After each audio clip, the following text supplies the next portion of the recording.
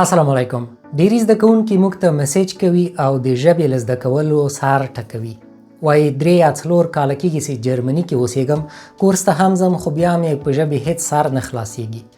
لغتونه مې ډېر زده کړي، جملې هم لیکلی سم، خو کله چې خبرې کوم بیا مې ژبه نه ګرځي، یا کله چې نور راته خبرې کوي نو هېڅ پرې نه پوهېږم. دغسې ستونزه څو کاله وړاندې چې کله ما انګلیسي ژبه زده کوله، زه هم ورسره مخ وم. په ښوونځي کې له 4م ټولګي نه مې تر 12م ټولګي پورې انګلیسي ژبه درلوده. هغې ترڅنګ مې په شخصي کورسونو کې هم درس ویلې، خو بیا مې هم دغه ستونزې درلودلې. وروسته له ډېرو کلونو وتوانېدم چې یوازې د B1 کچې ته ورسېږم. خو کله مې چې د فرانسوي ژبې زده کول پیل کړل، هلته له داسې میتودونو او طریقو سره آشنا شوم چې زما ژوند یې رابدل کړ او د ژبې زده کول یې راته خورا اسانه کړل. دا طریقې مې بیا د جرمني ژبې په زده کولو کې تطبیق کړلې، ترسره مې کړلې او وتوانېدم چې یوازې په 6 میاشتو کې د B1 کچې ته ورسېږم. دغه طریقې ما په 8 پوینټونو کې را خلاصه کړي دي او غواړم دغه ویډیو کې تاسو ته در زده کړم، ترڅو تاسې هم چې هره ژبه زده کوئ، که جرمني، که انګلیسي، که فرانسوي، دا په تطبیق کړئ او د ژبې له زده کولو خوند ویسئ او ډېره په اسانه سره یې زده کړئ. مخکې له دې نه چې ورسو موضوع ته، هیله ده چې دا ویډیو در سره لایک کړئ، چینل سبسکرایب کړئ او دا ویډیو نورو ته هم شیر کړئ ترڅو ډېر زده کوونکي له دې نه ګټه پورته کړي. دې طریقو ته راځو، خو لومړی تاسې ځان په دې پوه کړئ چې ژبه 4 اجزاوې لري: لغتونه، ګرامر، اصطلاحات او ژبني نزاکتونه.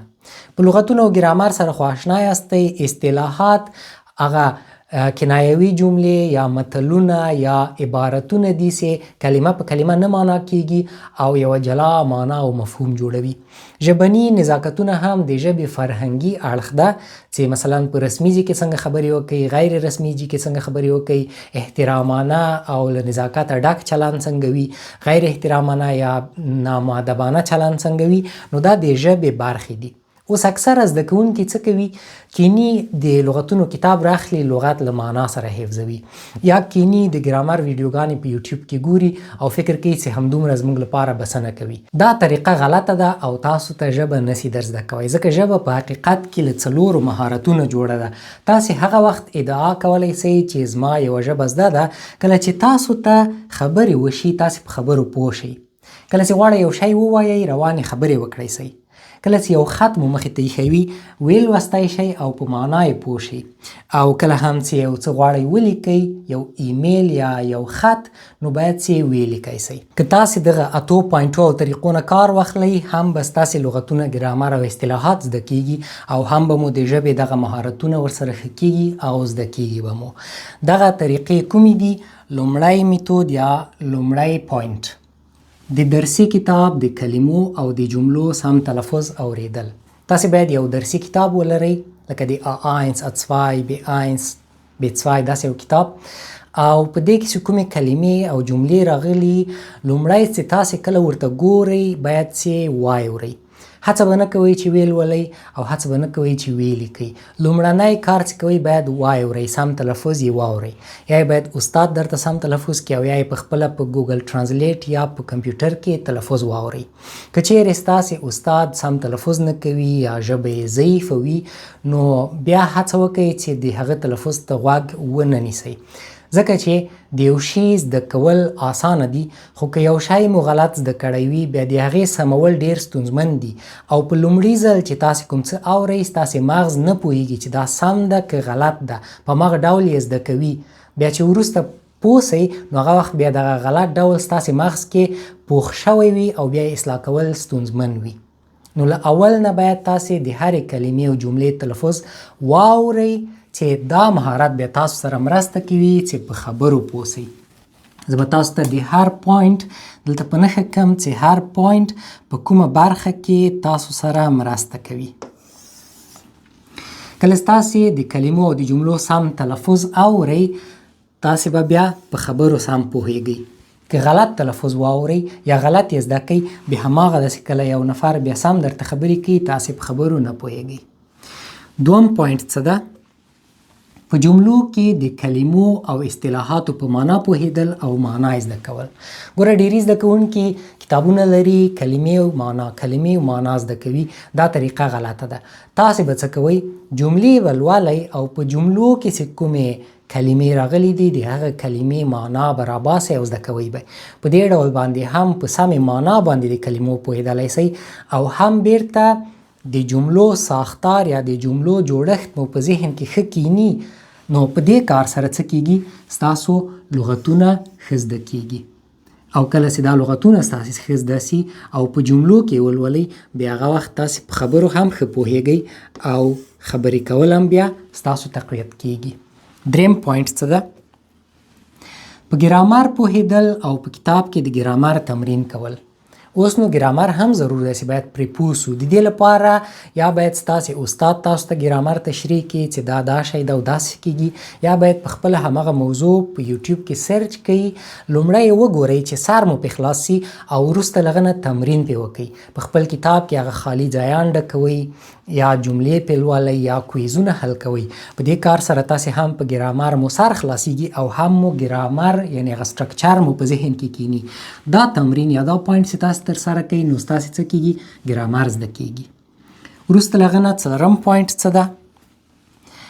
د کتاب غږیز تمرینونه، پودکاسټ، فلم او شارټ ډیر کتل. ګورئ تاسې په هر درسي کتاب کې هغې سره یوه DVD یا یو اپلیکیشن یې په هغې کې غږیز تمرینونه راغلي. تاسې یو شی اورئ او د هغه په اساس باندې تمرینونه حل کوئ.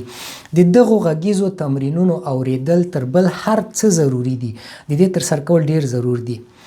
تاسو به د دې ترڅنګ پودکاسټ ډیر اورئ، هماغه ژبه چې زده کوئ د هماغه ژبې پودکاسټونه به ډیر اورئ. د هغې ترڅنګ به په هماغه ژبه فلمونه ګورئ او په ټیک ټاک کې چې کله تاسې کانټینټ ګورئ، په یوټیوب کې چې کانټینټ ګورئ په هماغه ژبه باندې وګورئ. دا کار چې تاسې کوئ تاسې به په طبیعي ډول باندې ژبه زده کوئ او کوم مهارتونه به ستاسو په دې کې لوړیږي. ستاسو به د اوریدلو مهارت په دې کې لوړیږي او د دې ترڅنګ به تاسو ګرامري جوړښتونه هم په اتومات ډول باندې زده کیږي، په طبیعي ډول، او لغتونه به مو هم زده کیږي، اصطلاحات به مو هم زده کیږي او د ژبې فرهنګي نزاکتونه دا به مو هم زده کیږي. د ژبې اصلي د زده کولو بهترینه لار او میتود چې ده اوریدل دي. د کتاب غږیز پیغامونه اوریدل، پودکاسټونه اوریدل، فلمونه کتل او سوشل میډیا کې کانټینټ په دغې ژبې باندې لیدل. پنځم، لاندې جملې اوریدل او ورسره په جګ غږ تکرارول. اوس تاسې ډیر اورئ او خو مو د اوریدلو مهارت ښه کوي، خو بیرته د خبرو کولو یا د سم تلفظ مهارت ته هم اړتیا لرئ. د دې کار لپاره به تاسو څه کوئ؟ لاندې جملې به اورئ او بیرته به یې په هماسې په جګ غږ ورسره تکراروئ. که استاد تاسو ته کلمې لولي تاسې به یې په جګ غږ ورسره تکراروئ، که جملې درته وایي په جګ غږ به یې تکراروئ، یا به یوټیوب ته کښېنئ تاسې به د سپیس بټنه نیسئ چې هره جمله مو اورېدله دروئ به یې هماغه جمله به په هماغه ډول ورسره تکراروئ. په دې کار سره څه کیږي؟ ستاسو د خبرو کولو مهارت ښه کیږي، تلفظ مو ښه کیږي، د خبرو کولو مهارت مو ښه کیږي. شپږم، له خلکو یا مصنوعي ځیرکتیا سره خبرې کول. د دې لپاره چې مستقیم ډول د خپلو خبرو کولو مهارت ښه کړئ تاسې باید ملګري ولرئ. ملګري سره مثلا د فوټبال ټیم کې، د والیبال ټیم کې، یا خپل همسایه‌ګان یا خپل همکاران په کوم ځای کې چې کار کوئ له هغو سره به خبرې کوئ. او که دا هیڅ درته نه پیدا کېدل بیا له مصنوعي ځیرکتیا یا هماغه چټ جی پي ټي یا نورو ماډلونو سره خبرې کوئ تر خپلې کچې پورې. هغې ته وایئ چې د آینس په کچه کې یم، ما نه پوښتنې کوه زه ځواب درکوم. په دې کار سره مستقیم ستاسو د خبرو کولو مهارت لوړیږي او ښه کیږي. اوس وګورئ 1 پوینټ، 2، 3، 4، 5، شپږ پوینټه. شپږ پوینټه یوازې په څه باندې راوچرخېدل؟ په خبرو پوهېدلو او په خبرو کولو. په دې کې 4 دانې په خبرو پوهېدلو ول. دا په دې معنا چې له هر څه بل اړین تمرین چې دا اوریدل دي. څومره چې تاسې ډېره ژبه واورئ همومره به تاسې ښه کیږئ. او خبرو باندې پوهېدل بیا په خبرو کولو هم تاثیر لري. ځکه په کوم ډول چې تاسې خبرې اورئ هغه مو په ذهن کې کینی، بیا بیرته چې خبرې هم کوئ په هماغه ډول خبرې کوئ.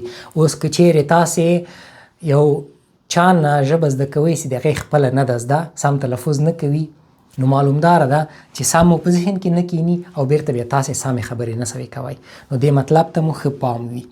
اوس نو غوږ ونیسئ، کله چې تاسې دا 6 پوینټونه ترسره کوئ څه کیږي؟ ستاسې خبرو پوهېدلو باندې د خبرو پوهېدلو مهارت ښه کیږي، د خبرو کولو مهارت ښه کیږي، لغتونه مو زده کیږي، ګرامر مو زده کیږي، اصطلاحات او ژبني نزاکتونه مو زده کیږي. یو څه کمبود لرئ؟